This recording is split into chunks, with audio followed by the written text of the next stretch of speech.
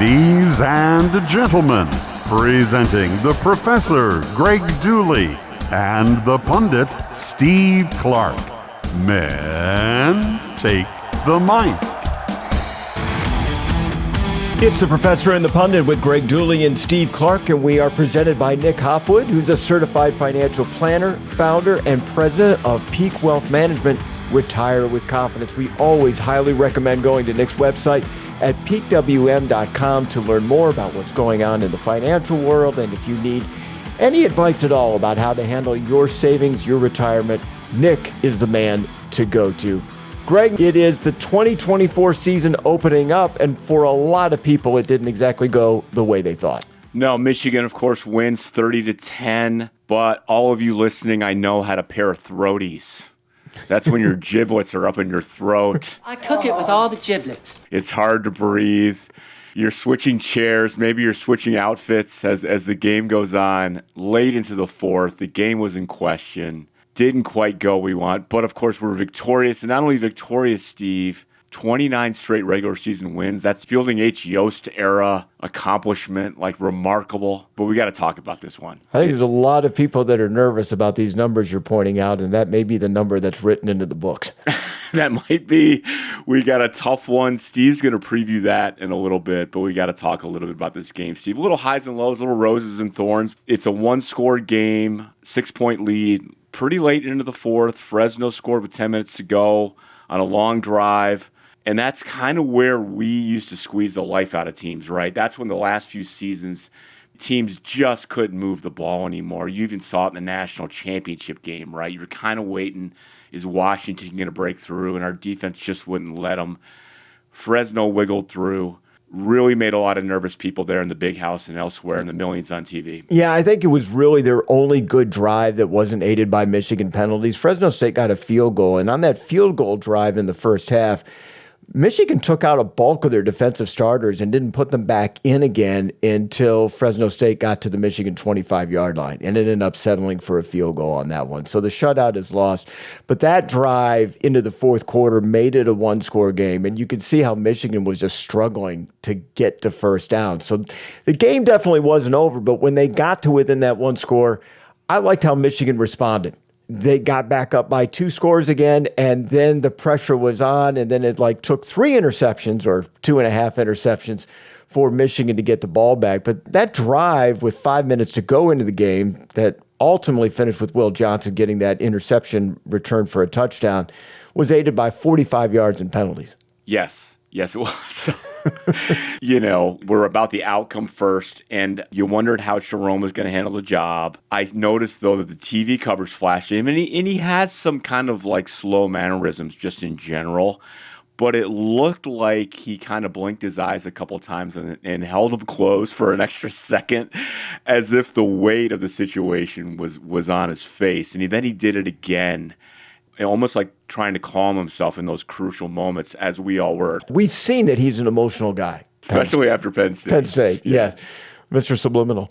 I think he clearly knows that the camera is always on. And I think he knows that emotional, volatile coaches don't play well on TV to the fans, parents, and prospective recruits. So you always have to look like you're in control of what's happening. I've watched a lot of games. I said, man, if I was a coach on the sideline, I'd be pulling my hair out. You don't see them do that unless you're Brian Kelly, and he just doesn't care. It doesn't. I think they resort to breathing exercises, and I think he was doing a little of that in the moment.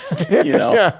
And it's hard if you're an emotional guy to swallow all of that up. We used to coach flag football together. This is peewee football, and I'd get mad or upset over something over a referee's call or what happened. It's Steve, dude, it's kids. Can you imagine the prof and the pundit browbeating those poor volunteer refs in peewee flag football? I think I did. Yeah, I think we used to a little bit. All right, so speaking of Sharon, when he signs an autograph, he writes smash as well, which I think is really cool. He doesn't write Go Blue, he writes smash.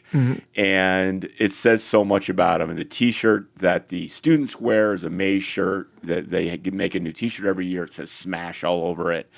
It's kind of his identity and therefore the team's identity, which kind of implies we're going to smash the ball at the line of scrimmage, but also we're going to run the ball into the line of scrimmage and smash through it.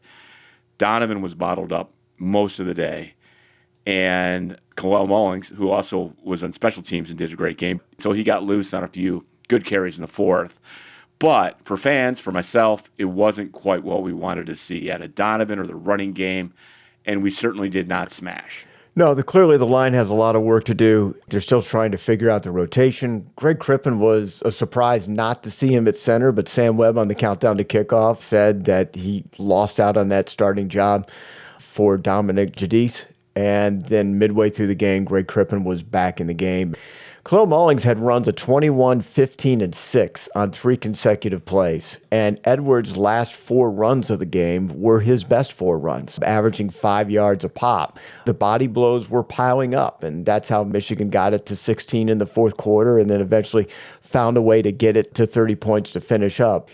My big takeaway from this is that I thought going into the season that Michigan would be rebuilding at quarterback, but reloading at offensive line. And after game 1, it looks like Michigan's offensive line is rebuilding as well. Yeah, and that's concerning. I just left the weekly Sharon press conference, Steve. I mentioned this to you before we got on.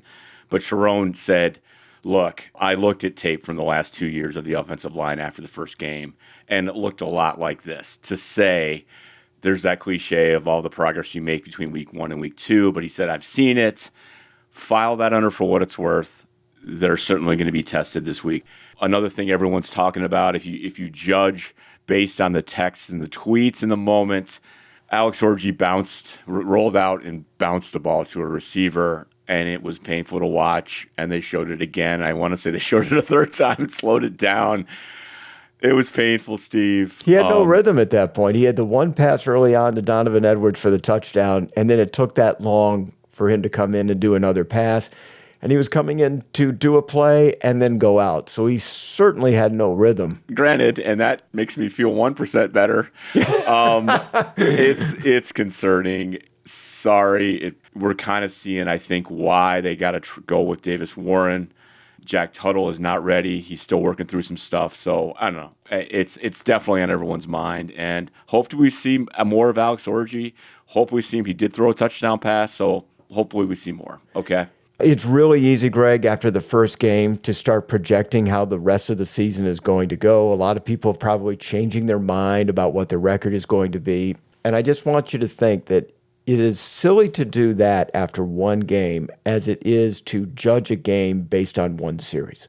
There's 12 games in a season. There's sometimes an average of just 12 series in a game. And if your team starts out with a 3 and out, if you go into that mindset, well, we're going to get shut out, can't even get a first down, and this is the way the rest of this game is going to be, that would be short-sighted. Right, but we're fans. I put out on Twitter, Would you trade the national championship for a third down conversion right now? When we were like 0 for 5 or whatever. The answers were no and maybe. And 18% said maybe. Just maybe, Greg. I think those people were going for the laugh. Of course. So we got to get to the bright side, or Mr. Brightside, if you will, Steve. There were some great moments. I vivid in my mind was Will Johnson's pick 6, a classic ball don't lie moment. There was a roughing penalty that preceded that negated a pick by Makari Page. It was ridiculous. It was a horrible call. It was more of a nudge after the ball was thrown. Now, I got to give props to Fresno's quarterback, Mikey Keene, for going after Will Johnson all game. But that pick was huge. And it basically closed the game and gave Will Johnson his moment. And he'll have many, many more this year. That's what people will remember is the highlight. When they're voting for the Thorpe Award as the best cornerback, the interception return late in the game is clutch. I mentioned it multiple times last week. Fresno State isn't Bowling Green. They're not Hawaii, East Carolina, UConn. They're a contender to win the Mountain West Conference. Colorado State, who Texas played last week and who Michigan played a couple of years ago, they were expected to be at the bottom of the Mountain West Conference. And that's what it looked like for Michigan in 2022, and it looked that way for Texas last weekend. I think the defensive line lived up against the strength of their team, Fresno State's offense. I didn't think the Bulldogs were much defensively, and Michigan really kind of struggled for 2.5 quarters, really had to work to get downfield. But on the countdown to kickoff, not only did I predict the correct score of 30-10. Wow. Thank you. That's remarkable. Thank you. It doesn't happen very often. But on the winning game plan, when you're trying to appease the fans' questions with a big win and look great and try to answer offseason questions, that may not necessarily correlate with the secondary goal, which is winning the game but not giving Texas a whole lot to see to exploit. Now, whether that happened or not, I don't know. Whether the Michigan coaches felt the pressure to throw it out there to make sure you don't get embarrassed in your first loss and the ramifications or all of that. But I will take a clue in the fact that, again, in the first half, when Michigan is only up by 2 scores, they substitute their great players to give them a rest. Fresno State's come down the field, and they don't even bother to sub them back into the 25-yard line. I think there was some confidence from the Michigan coaching staff all the way through the game that they were going to find a way to win. And you're implying if we did that, maybe we held a few things back, is what you're saying. Yeah. Save some stuff for Texas, which is a good thought. Good. All right. How about our D-line? Talking about who we thought they were, Steve. Yeah, well, the D-line. They were who we thought they were. Josiah Seward with 2 sacks, 3 tackles for a loss. Rayshon Benny with a sack and 2 TFLs. And a guy didn't make the stat sheet a whole lot. He only had 2 tackles. But Jayshawn Barnum, the transfer from Maryland, was a force. He was fast, he was strong, and he was very close to making some plays. I'm very curious about his future and the way he's going to be able to dominate games going forward. And Mason Graham at times was triple teamed and beating the triple team. Two team, then a guy come to help out, and he was beating them. Mason Graham is Mason Graham. He's fine. Got to talk about Colson Loveland. He's a superstar, Steve. We knew he was going to be a big part of this team. He is a superstar. Had 5 first downs in the game, so he moved the chain 5 times. Had 87 of the team's 121 receiving yards. That's a scary statistic on both ends, that Colson got that much and the rest of the team got that little. He may have to get even more involved in the passing game. But I know that other teams are going to game plan to try to take him out and force other Michigan players to pick up the slack. 5 first downs. It's amazing. But, they go to him. They're comfortable going to him. He actually, along the way, dropped a ball that was right in his hands. Had a fantastic game, man. Not Will Johnson's best, but the huge pick 6, again, that's what legends do, right? They make huge plays at the right time. His jump on that ball, man, was crazy. Yeah. So, yeah. And it was a surprise because they played a lot of zone coverage, something they didn't do last year. That's not exactly the Baltimore Ravens defense that was architected by Wink Martindale, the current defensive coordinator. So, again, maybe that's part of the holding back things. You haven't seen our man coverage yet. You haven't seen our blitzes yet. Texas will certainly see that next week. We didn't have to see a lot of important kicks last year. They were important this game. And Zavada just boomed 43 yards, 53 yards, nestled into the net from 53 and 55. Are you kidding me? We went through all last season without really needing one, and these were important. Michigan was usually going for it on 4th and short. I don't think that's going to be the case as much this year. And then you have Zavada, which I'm considering him a weapon now. I mean, if Michigan can get 3 every time they're inside the 40, that could be huge, especially if Michigan's having a hard time moving the ball. Players after the game was over was talking about how automatic he was all summer. Fantastic, man. Steve, your tailgate experience. Now I saw you at the Victor's Lounge, of course. But what did you see out there on Saturday? Man, the first thing I did, walking to the tailgate, a guy blew up a good children's-size inflatable pool. It's about 8 feet long and maybe 3 feet wide. It was a good-sized pool. He stuck it in his front yard, but he had 2 women inside soaking it up, having their White Claws or whatever, and the dude was on the opposite side with an oversized hat to protect himself from skin cancer and smoking a cigar, not protecting himself from lung cancer. But, I mean, it was a great look walking down the sidewalk. And, I mean, you know how the front yards are across from the stadium. Yeah. They're postage stamp size lots. So there's this inflatable pool, 3 people in it, and enjoying the kickoff to the 2024 season. Well done. I like this guy. I want to meet him. You want to talk about the lounge a little bit because it was an awesome pregame show. Just the mood and the fan base and everything. It was really hype. Yeah, Sam Meyer and Goose were all on top of it. You know, your segment talking about on This Week in Michigan Football History with Philip Brabs kicking that field goal in 2002. You highlighted that epic story. That's one of those games that has stuck with me for a long time, and not because of the first 3 quarters of play. It was more about the last 2 minutes. And it's always good catching up with people that you don't see unless it's Michigan football season. So whether it's the regulars at the lounge or the people inside the press box, the first game is kind of like a reunion. And shout out to Joe Simon, who's one of the sponsors, and he kind of hosts the thing where his work is, and his wife Lisa for the hospitality. We were talking about it, the show, the station, the people involved, the fans. It's a form of a family. It's our Michigan family. It's just a reunion. And sometimes that's where you actually see everyone every year. It's like going home to a family reunion. It's awesome. And by the way, I noticed that Underground Printing is now one of the sponsors of the pregame show, Steve, which I love to see. They're an Ann Arbor company. They were founded in a U of M dorm room, and now they're a huge enterprise. And I see they're getting a piece of the pregame show, which I love. And of course, they made 2 versions of the Professor and the Pundit shirts. Maybe we'll make hoodies this year. And Rishi stopped by, and I introduced myself to him. Oh, did he? Yes, he stopped by. No, he was looking for you. He wanted to see the signage. He was looking for you. He wanted to make sure this. So that is one of the founders and the owners of Underground Printing. So that's awesome, man. Steve, are you familiar with the massive RV that sets up right outside Chrysler on Stadium? I am. Yeah, this is a if you know, you know, because there really are. There's one other small RV right there, and they've changed where RVs go, but this RV has gotten approval. And I know how they did it, but they have a special permit to sit right in front of Chrysler, right on Stadium, and it's this giant RV. And it's because they do it in style and they do it with class. They do.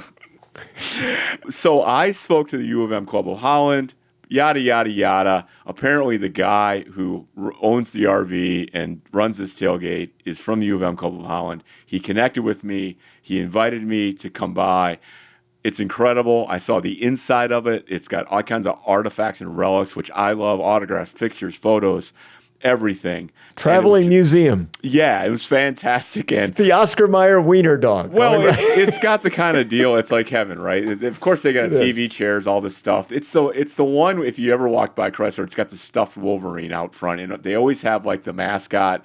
They had a bulldog keychain in his mouth, right? Love it. It's got the kind of thing where it's got the built-in tap into the side of the RV. Yes, where I forgot about that. Yeah, you just go up and pour. And if you're feeling guilty, you can Venmo and make a donation for this. It's so good. It's what the network TVs need to do when they show scenes from tailgating. They need to go to that one and show all the bells and whistles of that RV and that tailgate, and do that as those transition breaks from the commercials going back to the game. Exactly. So shout out to Tom, his crew. Thank you very much. I do plan on stopping by in the future.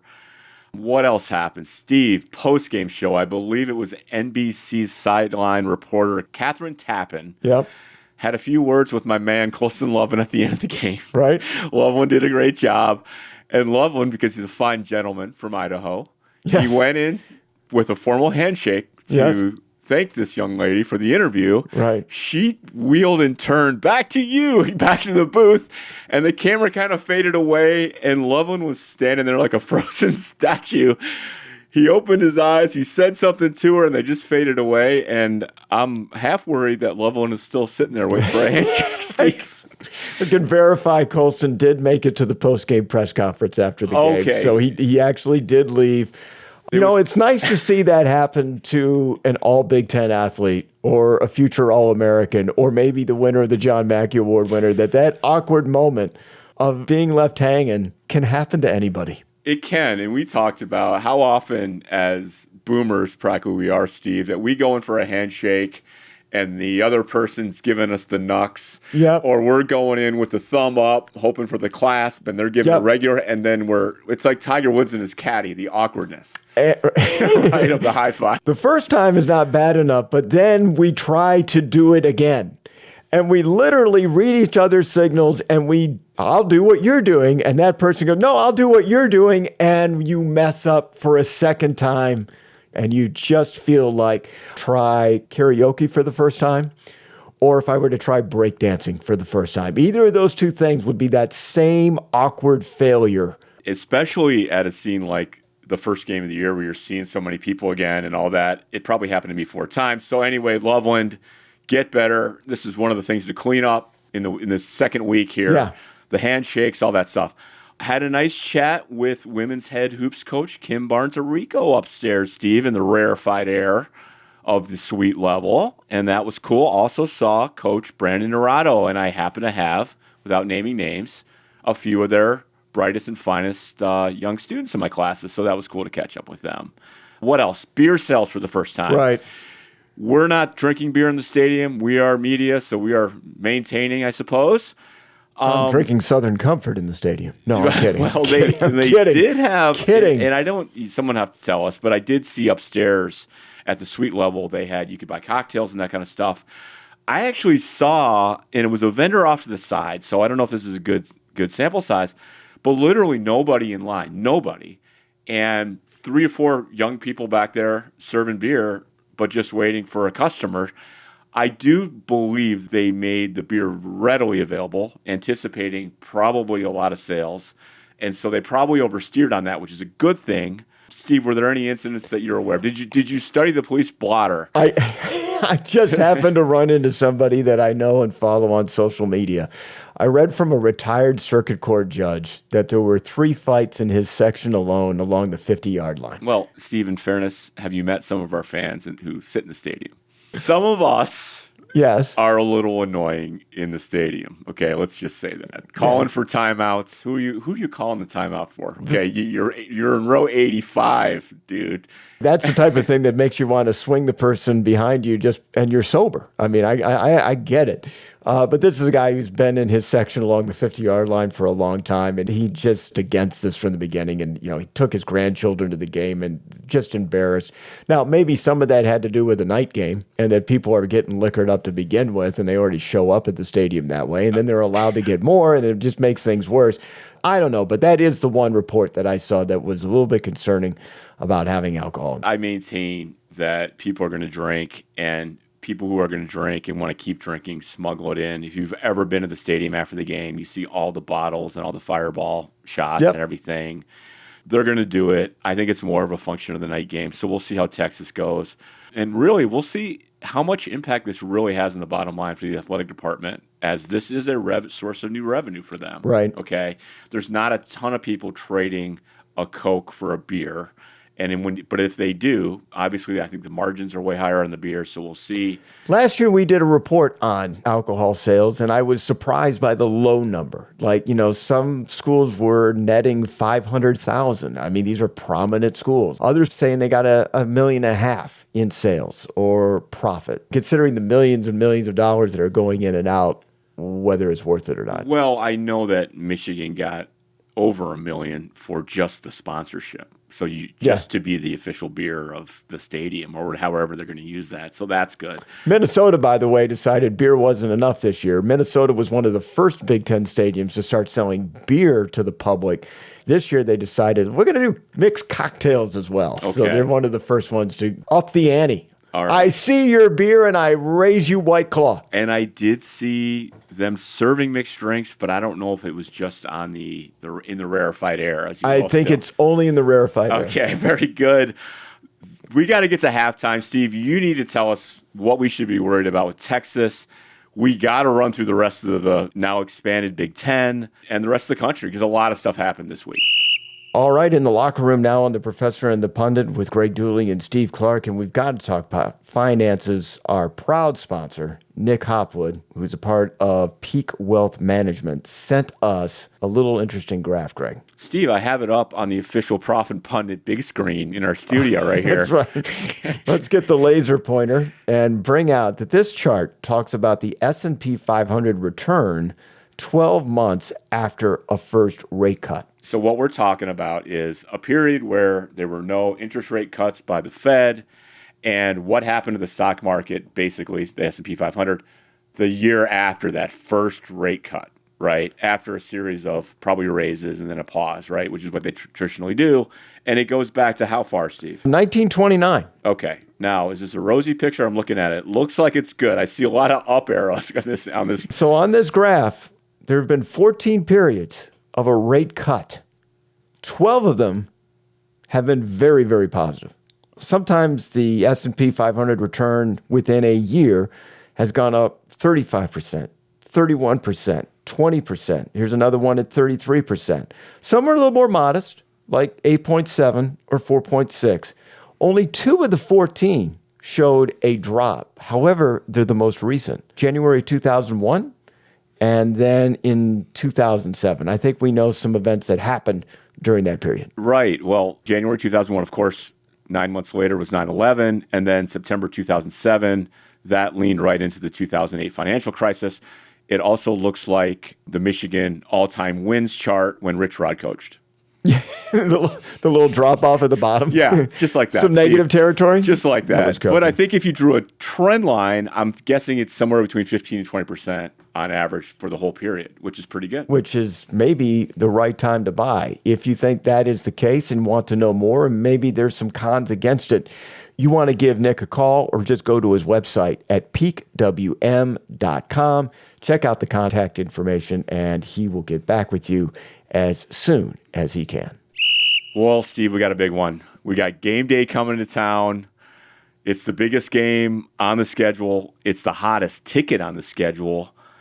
I don't think you're supposed to say horns down. They really don't like that, Steve. Oh, no. That is... What is the implication there? Why do they get so hot and bothered on that? If you want to see a Texas fan lose his mind, like adding a Mentos to a 2-liter Coke, yes, give a Texas fan a hook 'em down this weekend, and there might see fisticuffs. I mean, the Big 12 called it a personal foul, if a player did that on the court and you're shooting techs. And it's appropriately named because they take it personally. I think I mentioned horns down on my This Week in Michigan Football History at the very end. I hope I don't get hate mail. It made the cutting room floor at Marvel, but part of that signature when Bucky Barnes was becoming the Winter Soldier and they were giving that code, there was a final symbol where the doctor gave him the hook 'em down sign, and that's what set Bucky Barnes off and became the Winter Soldier. Возвращение на родину. Грузовой вагон. Hook 'em down. That's pretty meta. Very good. But we got to find out, Steve, what do we need to worry about? We know there's a lot. Michigan is almost a touchdown underdog at home. Right. Riding a 29-game regular season winning streak. Almost a touchdown underdog at home, the defending national champs. The bettors like Texas. Why? In the immediate aftermath of the game, the line for Michigan and Texas was Texas favored by 3.5. By the time I woke up Sunday morning, that was extended to 6.5. So people were not impressed with what they saw from Michigan. They saw the Texas-Colorado State game, which was 52-0, and decided that Texas should be almost a touchdown favorite in this one at 6.5. And they have a great offense. And if you just want to start off, they have two quarterbacks. They're probably two of the best quarterbacks in the nation, and they both play for the same team. Quinn Ewers was the number one quarterback coming out of his high school class. Arch Manning, the son of Cooper Manning, is the number one overall player in that recruiting class that came out, and definitely the number one quarterback. Quinn Ewers is still the starter. He's feeling more comfortable with the offense.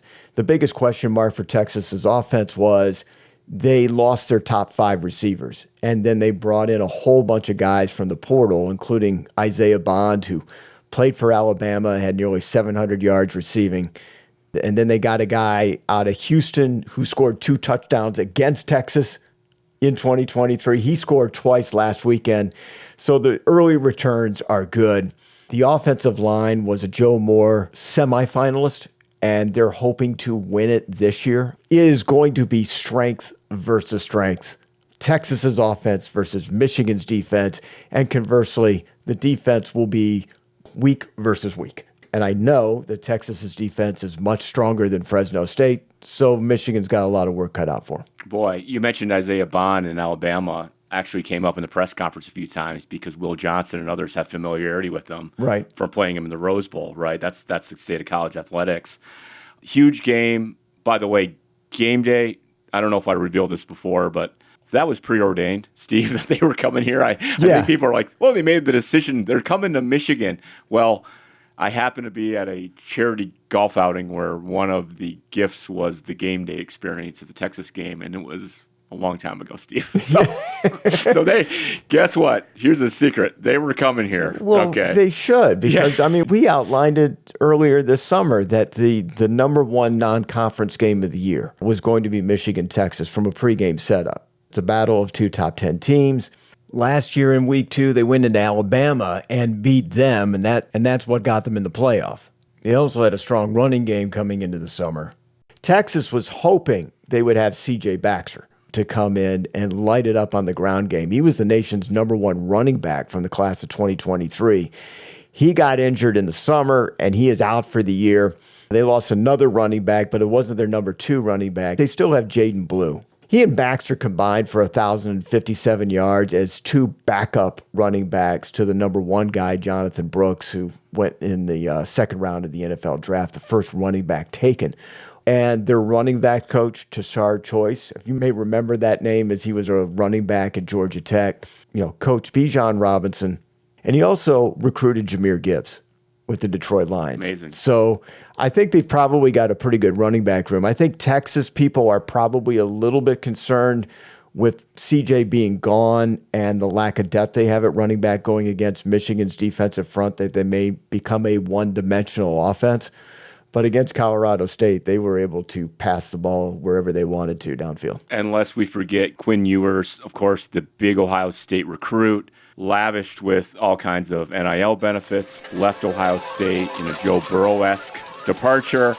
And most recently, Steve, he was deputized on the Dr. Pepper series, which I love, and he joined the Sheriff's Department. Deputy Ewers, quick, call for backup. Backup. Steve, I told you I was sitting next to Colt McCoy upstairs at the game. Look, I don't know if he was doing radio or preparing, because I think he's calling a big game for NBC this next week.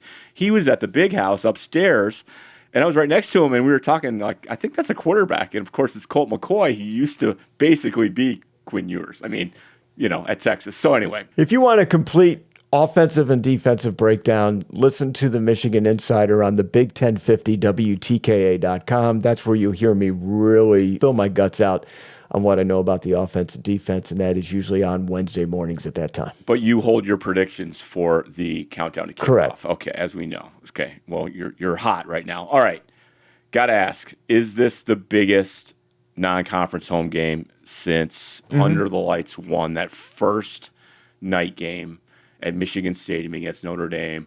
Super hyped, special jerseys, pre-released, Legends program, Desmond Howard, all this stuff happened during it. Is this the biggest game since then? Yeah, well, I mean, that was 2011, so I started looking it up. Because it was the first night game at Michigan Stadium, I'd have to say yes on that. Neither team was ranked at the time when they played. Under the Lights 2 years later in 2013, had that amazing ending, and the largest crowd announced at over 115,000. Still the largest at a campus site. They held a football game at one of the NASCAR tracks that exceeded it. Oh, in Bristol. Yeah, but it's still the biggest, That regular. must have been like a Virginia Tech, Tennessee game or something like that. I think so, and they had like 140,000 people at Bristol. Ironically, as far as ranked teams go, Greg, since 2011, non-conference, Michigan played Notre Dame when the Irish were ranked 8th in the country in October of 2019, and I barely remember it. Do you? I mean, Michigan won big, destroyed the number 8 team in the country, but I really don't remember anything about going into that. It was a rare October non-conference game. Yeah, I'd have to look back, and I have all this stuff that that I would have covered that on mbictors.com. Clearly, you don't remember it either. No, and it's like part of the Stallions-esque manifesto that I have, Steve, that of mbictors.com. Had some great memories though of really all those Notre Dame games, but this is a big one.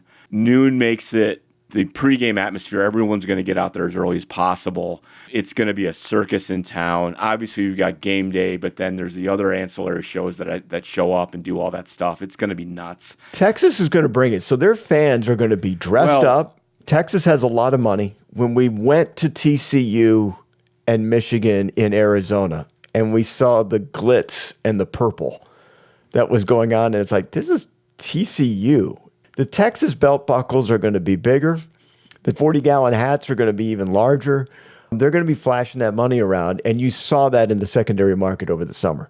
Big time. I thought the tickets for the Texas game were going more than an Ohio State game. Wow. Over the summer. The way that I was seeing the numbers going through and what was being sold. It's the first visit for Texas. I think there's the newness of that. But yeah, Texas is going to come here. They're going to show their wealth. They're going to show their glitz. And it's going to be there at the beginning of Sunrise. And it's SEC, Big Ten. We'll get into some of the games this week, but it's huge. It will have a lot to say, I think, for both teams and their playoff chances, of course. We'll see what happens. We're going to see Matthew McConaughey, probably. I think so. So I was wondering if we'll see McConaughey, right, doing his thing, because he does show up for a lot of these Texas games. Steve, what about Jordan Spieth, Texas guy, and his caddy? This is kind of a golf meta thing, but his caddy, Michael Greller, and golf fans know them. They know Spieth, of course. You probably do too. He's famous. His caddy, though, they had this nonstop dialogue on the course, but I happen to know that his caddy, Greller, is a big Michigan fan. So I wonder if we'll see the two of them. Well, it's going to be a podcast for them or something. Yeah, but I feel like if there is who's the Texas fan, it's got to be McConaughey. I mean, he's been on game days and the sidelines doing his thing. So he is officially the Minister of Culture. Yeah. That's his title at Texas. That's his title. That's his title. He does now. Is he still doing a course there? Like he had a course on like art or something like that, philosophy. I think he did. So I was just thinking, who is our McConaughey? And there's probably an actor or two that we would put in that slot. But I feel like the guy that symbolizes our program right now is Woodson. Okay, sure. Because yes, he's on the media and all that. But he's also the guy waving the flag, like, you see McConaughey doing the hook'em. Yeah. Yeah, I think it's Woodson. The thing is... It's not Desmond, because Desmond's busy. Is Woodson on the other sideline, or is he in the Michigan sideline during the game? I haven't noticed. I think he's usually on the Michigan sideline, but off a little bit. No, McConaughey can actually be in the players' area, because he is the Ministry of Culture. Okay. And you literally will see him talking to players in the middle. I'm just trying to imagine if there is a pregame conversation when the players are warming up on the field, if there's a pregame conversation between EA cover boy Donovan Edwards and Matthew McConaughey, and what that might actually sound like or entail. I'm not going to act it out. No, see, I'm not everyone's do it. Cringing right now, thinking we're going to do McConaughey or Dono, who's got the super low voice. Not going to do it. Yeah, not going to embarrass ourselves worse than the way Colson Loveland felt after the post-game interview. I love people who do the imitations, though. Like we would love to have. If you are someone out there who crushes on the imitations, I would love it. We'll script some lines for you. We'll see who's going to be out there. I'm sure a lot of the big names. You'll have politicians there. Yeah, this is a big deal. So I mean, Matthew McConaughey may talk about driving his Lincoln Continental in Texas and rolling down the windows and listen to the armadillos make sweet love in the moonlight. I can. Yeah, and from what I hear, McConaughey can make a margarita that'll knock your horns off, Steve. By the way, yeah, I'm sure there's a commercial waiting for that as well. So. All right, so. Boy, a lot happened. The networks were busy. The Big Ten network was crazy busy, 15 hours of coverage of games. How about a quick run through the Big Ten, because it's important? Let's do it. Ohio State.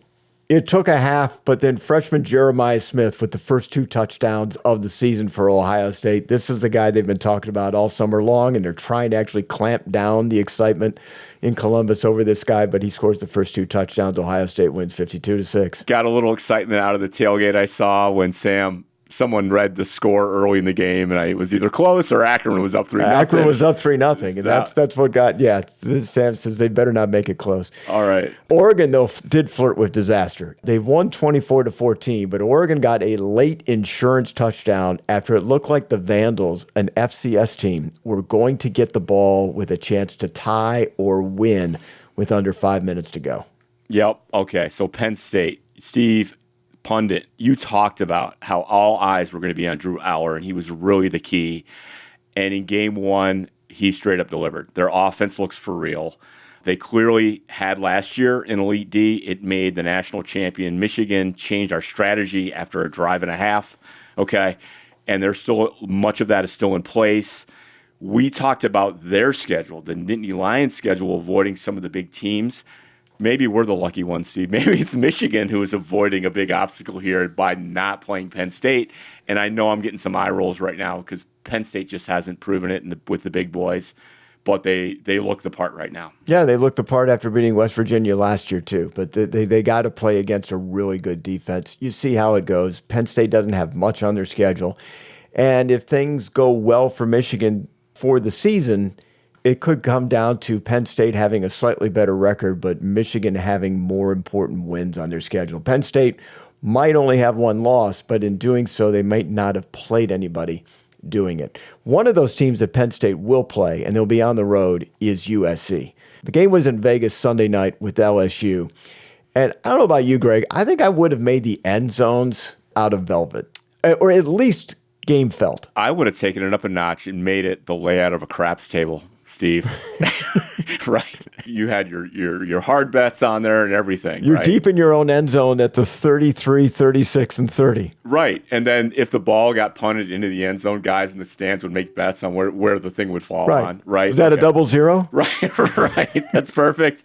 Did you hear Lincoln Riley after the game say, that's some pretty good Big Ten football out there in the post-game conference? I'm sure I had to look at a sticker to make sure they didn't say the Pac-12. No, it is a big win, actually, for the Big Ten, because you look at going into the season where you saw that maybe 9 teams from the SEC could vie for a playoff spot. LSU isn't eliminated, but one of the things that they will look at is USC, who they didn't think had any chance of being a playoff team, just beat one of the contenders. And that's not only going to help USC, it's going to help the Big Ten credibility as well. Putting aside the fact that USC looked really good, yeah, we want them to win because they're on our schedule. We got them at home. We want their resume good. And I know we're not talking about resumes yet, but the fact is that was a huge win for the Big Ten.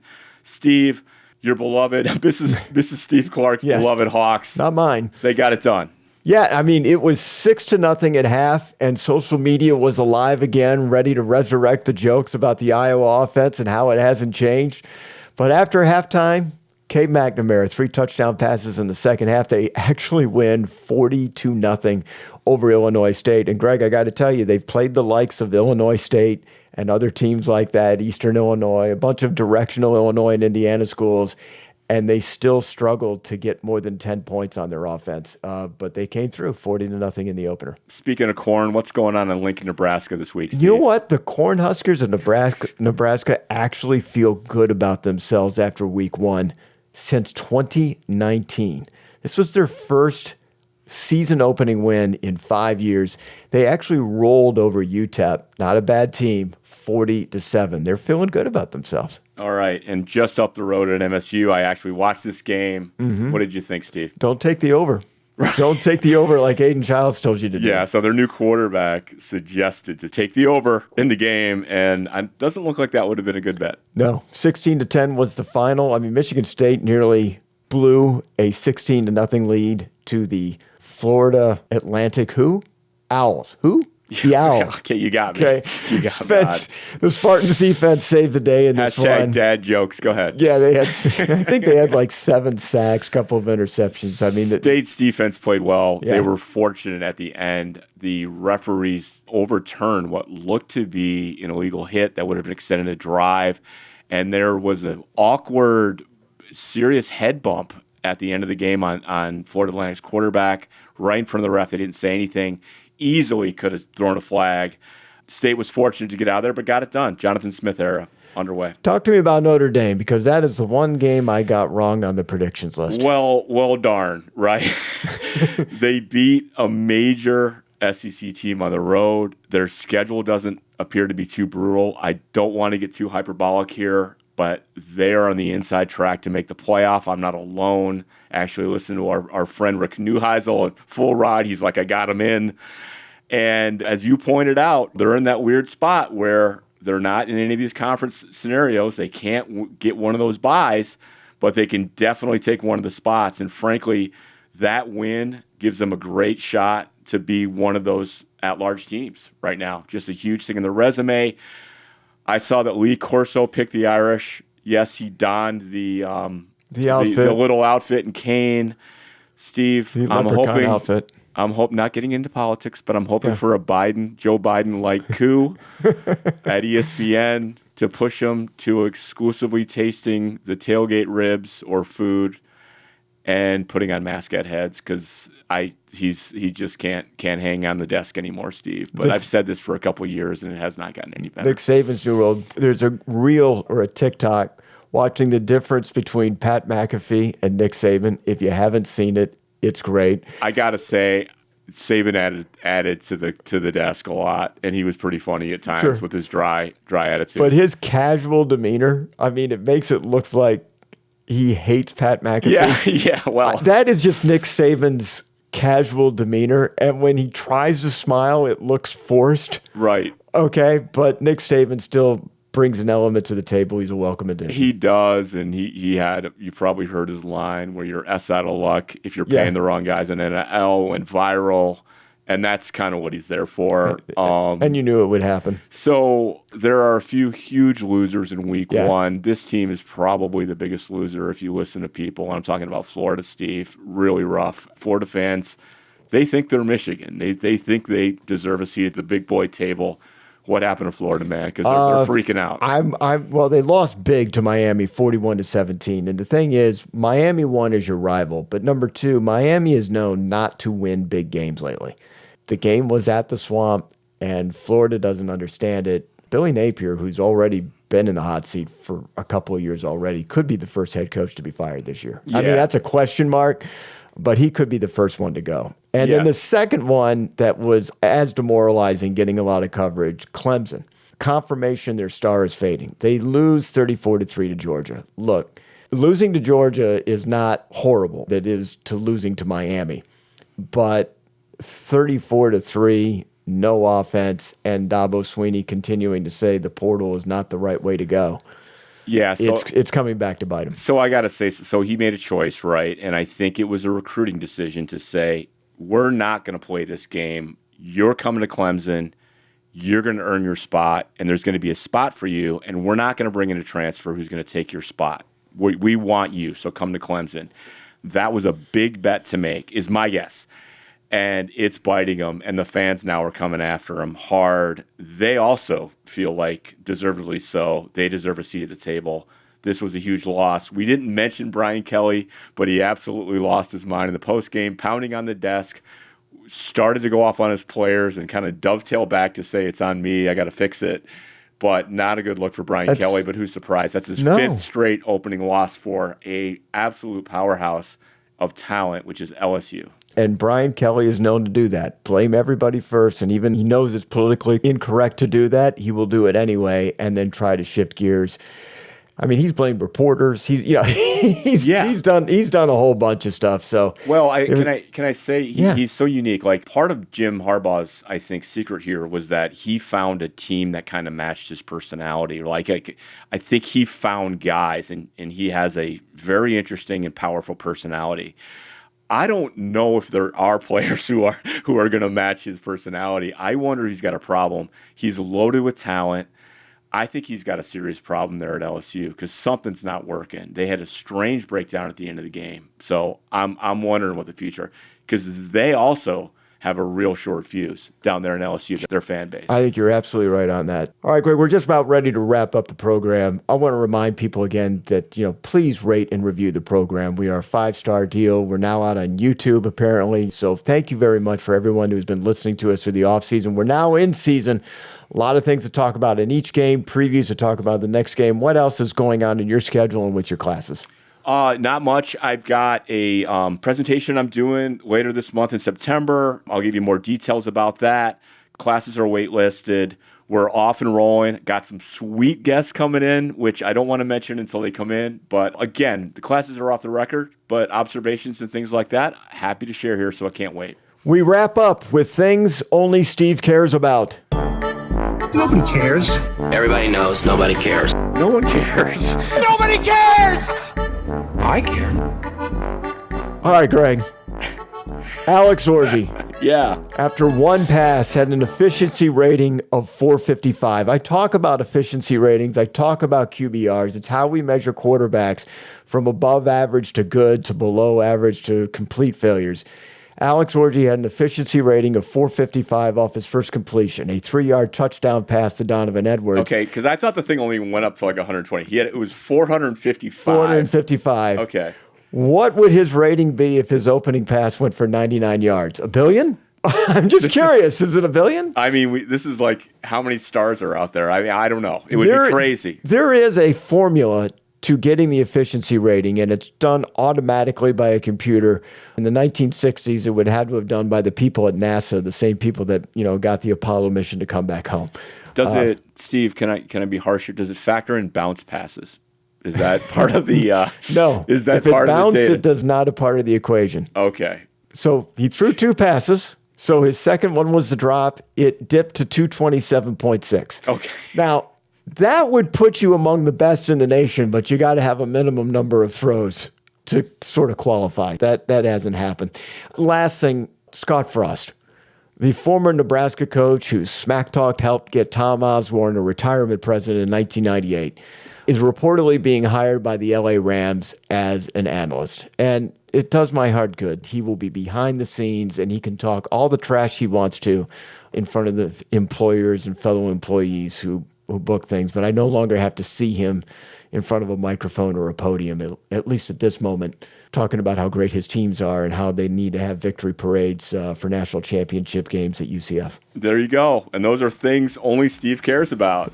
All right. You obviously have no comment about it, so No, it must be true to the name of the segment. Can I just say that the name Scott Frost, it's a smile, it's a little bit of a shrug.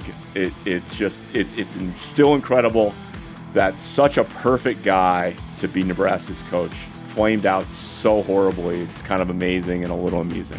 One thing that makes me smile, Greg, is when I say Michigan football, the reigning national champions. Go Blue, Greg. Go Blue.